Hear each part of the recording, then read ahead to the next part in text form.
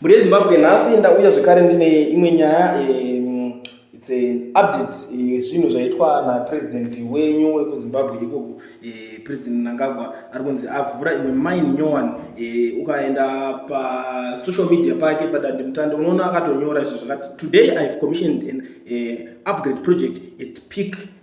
Stone Peerless mine in Chegutu. The significant investment will boost productivity and create employment opportunities in the mining sector. Step by step, we move forward in our journey towards economic growth and prosperity. Aiwa, brick by brick, foshoro by foshoro, ndizvo zvaringa vachitaura. So muri Zimbabwe chimwe chinhu chinoita kuti tiuye manje tichizoonesana neminyaya dzakaita sedzidzi kuti nhasi kwaitika chakati mangwana kwaitika zvakati maupdates akaita seaya kuitira kuti iwewe munhu ugare uchiziva zvinoitika munyika mako kuitira kuti mangwana usazonyemberwa like apa pari kunzi alright panenge patovhurwa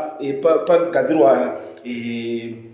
opportunities emabasa employment mangwana kana wakuzobvunza kuti kuhaufa plus kuno umwe munhu anenge ari kudhuze nekoko anogona kane zvinenge zvichidiwa maqualifications akatowana graft zvikatombatsira umwewo kana ukazoshaya uriko kubasa racho unozobvunza kuti kuhaufa imimi makore ese yamakagara makapinda pabasa chii chamakaita unenge uzvinyatsoziziva kuti aiwa musi wakati paipai vakaita chakati musi wakati pakaitwa chakati ndosaka tiripo isusu kungokuzivisa maupdates ezvinhu zvese zvinenge zvichiitika munyika.